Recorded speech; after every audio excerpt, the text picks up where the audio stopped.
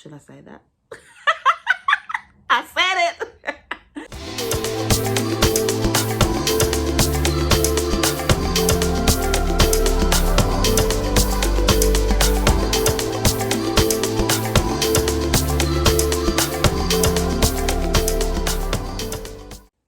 Welcome back to the motherland, guys. Thank you for joining me.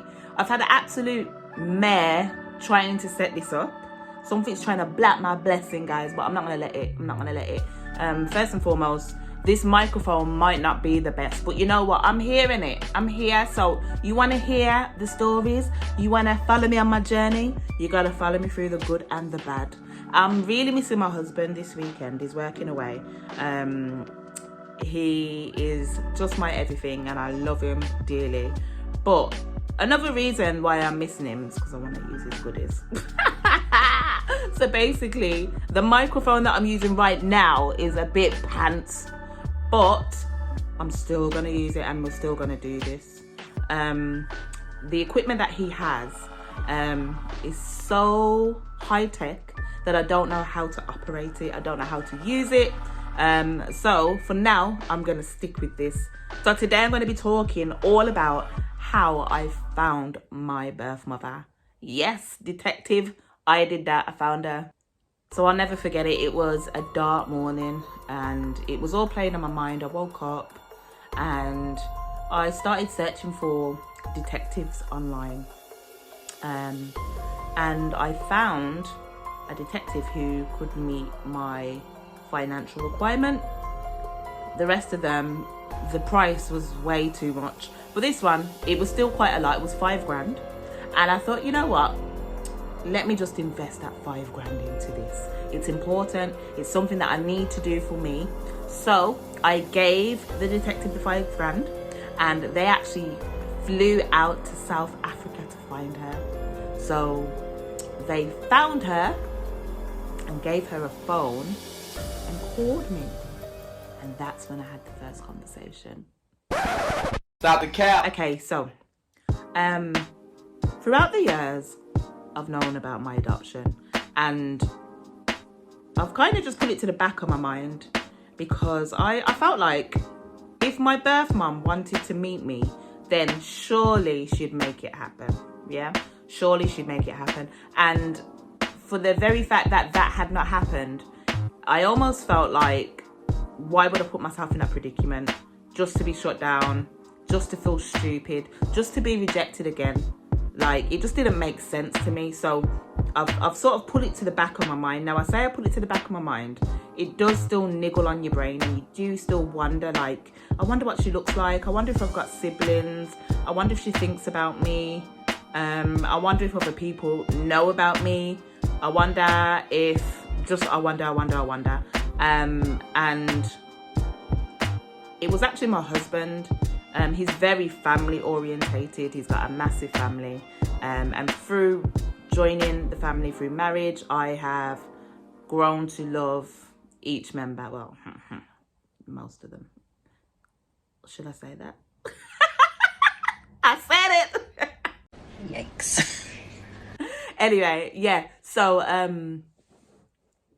family started to mean something different to me. Now, I've got my adopted family who I love very dearly, but we're not as close-knit, and I'm talking about the extension in terms of cousins and aunties and uncles. So in my husband's family, that's very prevalent. You see them a lot more, and it's just something that I just wasn't used to. And so over time, it's really made me reflect and think about where I'm coming from and my actual heritage. So as the years went on, I started to feel something like, and it wasn't really healthy. Like, I was a little bit jealous, a bit envious of like my husband's relationships with his cousins and stuff, and I almost found it a bit icky. Like, why are you guys so close? Like, ew, like, that's your cousin, man. Like, it's a bit weird, but it's just something that I wasn't used to. So yeah, me and hubby would talk a lot about my heritage and where I'm coming from, and he'd always talk about how beautiful I am, and you know, we'd reflect on the fact that we haven't seen anyone that actually looks like me. So, you know, you go on road and you see people and you can kind of tell where they're coming from. You kind of, like, for instance, my husband's Kittitian, and I could be in the shops, I could be anywhere and see someone and know that they are Kittitian. Now, I didn't see anyone that looked like me. Like, now in my later years, I would say I look like an African woman. I don't think I look Caribbean. My features are very different. So yeah, so I just found it strange, man. I found it strange. Anyway, I digress and I can't even remember the point that I was getting to. Anyway, I decided, right, it's time. I'm gonna look for her, because in this life, we're watching people die. We're watching new life, babies being born. And then I've got my own children, and I'm looking at them and I'm thinking, one day you guys are going to be men, and I want them to be so sure of themselves. I want them to know where they're coming from. I want them to understand who they are. And so that kind of pushed me a little bit more. So I wasn't even entirely thinking about myself. I was thinking about them. So I said to her, but you know what? I'm ready, you know. I'm ready to start this journey. I'm going to look for her. So I went back to some paperwork and I looked at my surname, which is a very African name. And it's not a name that I kept in my mind. So I actually, guys, when I say I put it to the back of my head, I put it to the back of my head. So I had to search for my original birth certificate so that I could remember what the name was, and also know what my birth mother's name is as well. What happens is when you give a child up for adoption, they are given their original birth certificate, and then when they take on the adopted family, they take on that name. So I had 2 birth certificates. Anyway, I couldn't find my original birth certificate, so I was born in Surrey, and I applied to get that birth certificate. I applied to get that birth certificate sent out to me, and when it came, saw the name, saw my mum's name, and boom, that's where it started. So the first thing I thought to do, let me just type it in Facebook and just see if I can see her or any family members with the name. Type the name in, and my God, I saw a lot of people with that surname. And I started looking. I saw someone who I thought straight away, that's got to be my brother. Like, I just knew, and it is my brother. Now that I know, it is my brother. So yeah, saw a girl, and hold on one second, someone's coming in. Hello? Hi, son, you okay? Yeah. Is he okay? What's going on? 3 hours later. I begin a conversation with a girl who I thought looked like me. And I'll never forget it. It was like a few days before my birthday. And I sent her a message and I says, hey, my name is... This is my name. And I am looking for my birth mother. And this is her name. Do you know her and can you help me?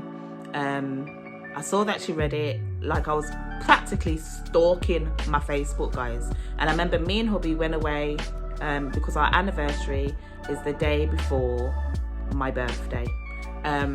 So on our anniversary, I spent most of the day just going on my phone, just looking, has she messaged me back? Has she messaged me back? The morning of my birthday, right, I get a message and she's like, hi dear, I'm really sorry to hear this.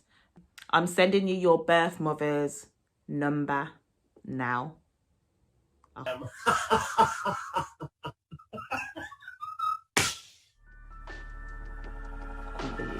I couldn't believe it.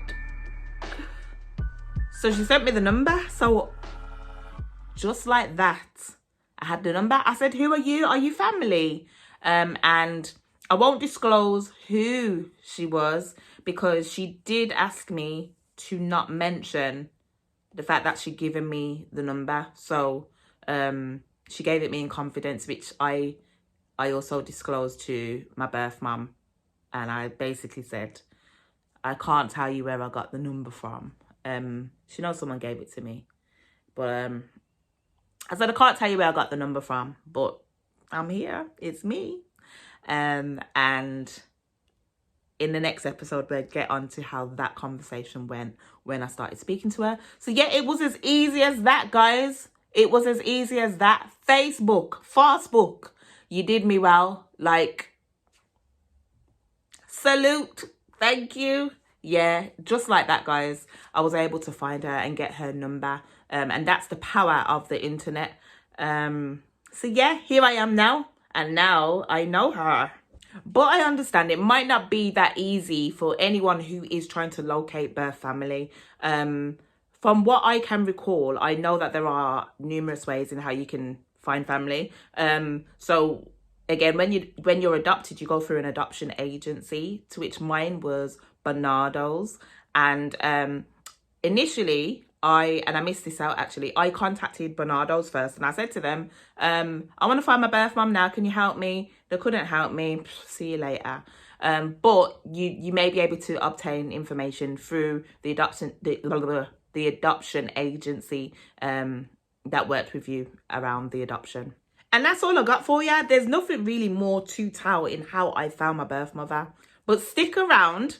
Next week, I'll be dropping a video telling you about how that interaction went, guys. And you're going to want to hear this one because it's been an absolute movie. Think about movies like you got the good, you got the bad, the happy ending, the sad ending. Like, it's been crazy. And on top of that, I also started speaking to my birth father and I found him through Facebook.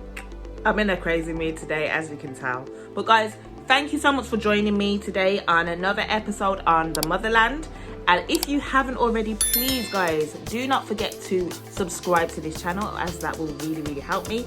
Like and comment. I want to hear your thoughts. And if you know anybody who has been through this or who is going through, there is always support, guys. I am here. Drop me a message. Let's talk. Let's really grow this community. Thank you for your time today. Take care.